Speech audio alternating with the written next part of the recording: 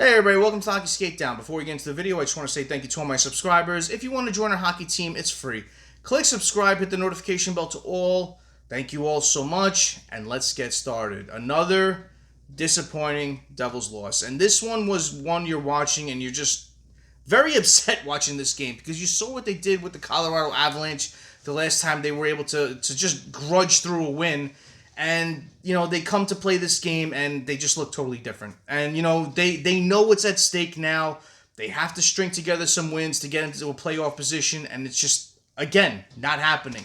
The consistency factor is not there. But the same things that are causing us to lose games are, the poor defense, the poor goaltending, bad coaching decisions, and, just offense that has to score. That's the thing.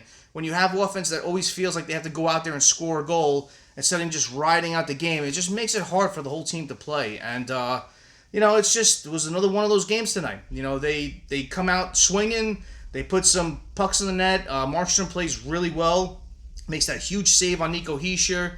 He starts playing really good. The Devils score the first goal. So you're like, all right, we'll see how the game plays out. But Calgary gets right back in it. They go up 3-1, and it just made it hard to get back in this game. The Devils had some life when Nico Hischier scored on that 4-minute penalty kill.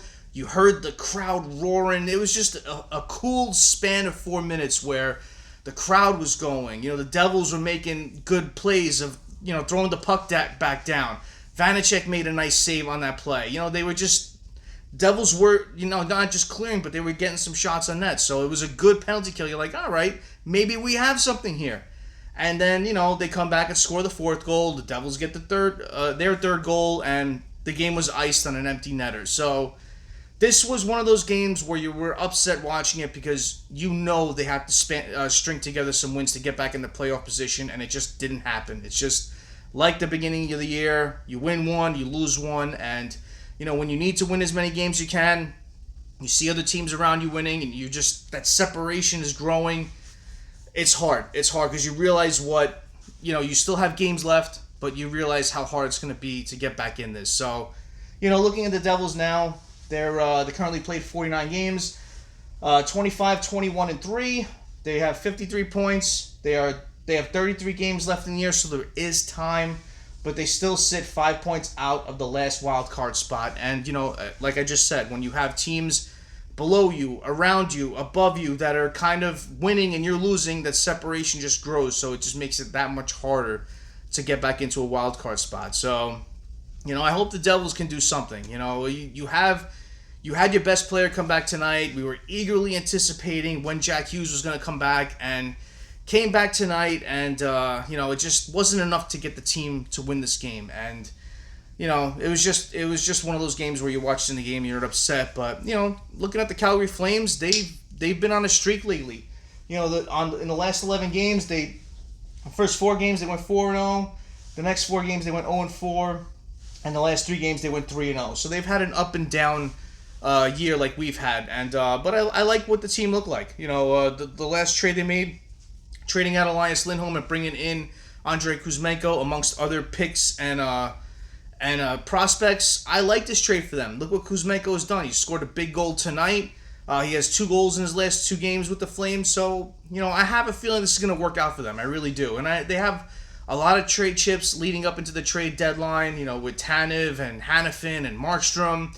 And you're hearing a lot of analysts, linking us with them as far as trades, but both of us are currently sitting around the same amount of points and at the same positioning, trying to get back in the playoff hunt. So, either a win or a loss can separate you from being a buyer and seller. And I don't know what's going to happen leading into the rest of the year. It's going to be tough. The team doesn't have consistency on both ends as far as the Flames and the Devils. So, we'll see what happens. But, as far as making a trade with the Flames, I don't know what you do. I don't know what the Devils want to give up, and that's kind of where we're at. Are you making a coaching change? That's something that has to be addressed because we've seen it happen with teams this year. Look what happened with the Edmonton Oilers when they went on that historic run. They made a coaching change, and it was a necessary one, and it got the team going. So I don't think that Lindy Ruff has lost the room. The team is still playing for him. It's just that consistency factor is not there, and same mistakes, same bad goaltending. And, the Devils have to get better at defense and goaltending.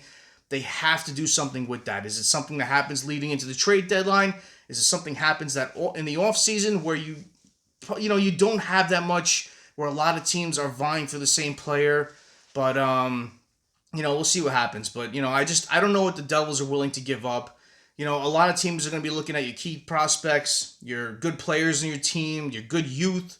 So are you ready to lose an Alexander Holtz? I know a lot of people want to lose players like Vanacek and, other players who have a lot of term and high dollar contracts, but it's not going to happen. A lot of teams are going to be up against the cap as much as we are, and, they're not going to want to take on our bad contracts. So they're going to look for our prospects and, other picks and stuff like that. So it depends what the Devils are willing to part with. They have a lot of good prospects that are playing well this year.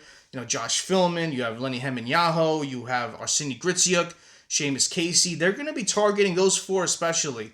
And, off our roster now, it's going to be Holtz. So are the Devils willing to give up prospects like this for a quick fix this year? And, I hope we don't, because I like those prospects. I'm eagerly anticipating what they're going to look like come years down the line with the Devils. Holtz to me is looking better and better each game. Yes, he still makes mistakes out there, but he's young, he's playing more, he's learning the game.